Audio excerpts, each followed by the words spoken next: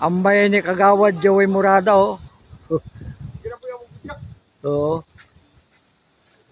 Tanggal yung mga dingding. Tsaka yung ibang bubong. Ano ko, kuloy. Din. Pero, hindi nga ako lang. Yan, oh.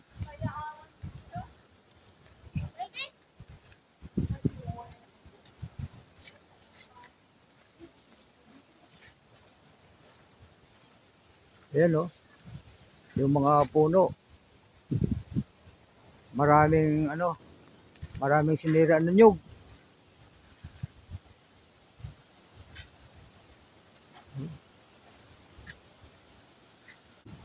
Nagkalat yung mga bunga ng nyug, oh. Naku. Bibilang na naman ng taon ito para bago manumbalik yung pamumunga ng mga niyog. Oh, daming nabuwal. Oh. Makakakupras kami nito ng di oras. Ito, oh. Dalawa-dalawa. Oh. Tatlong niyog dito ang sinira. So, ito, marami itong nasira.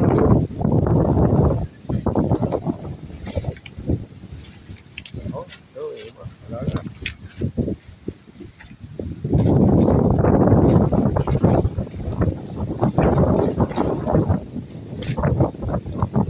Bahay.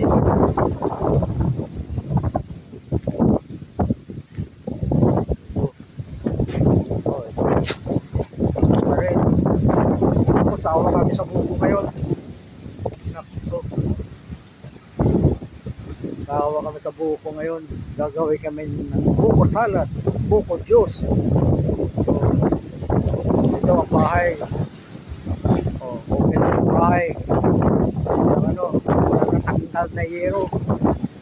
Sa dami pa naman ang tali.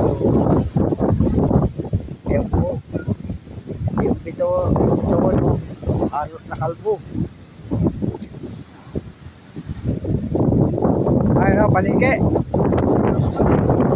Ay, nung isa na to.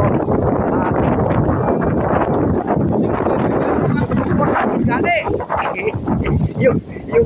Yung wasik machine. Di, napilada na dito sa rungkod. Wasak. Ito, oh, yung kusina, oh.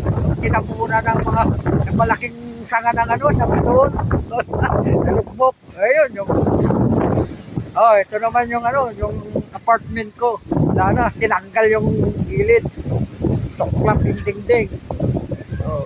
Pero okay pa naman ang buo. Buo pa naman yung loob. Tsaka hindi natanggal yung bubong. Ito. Oh. Itong masaklap.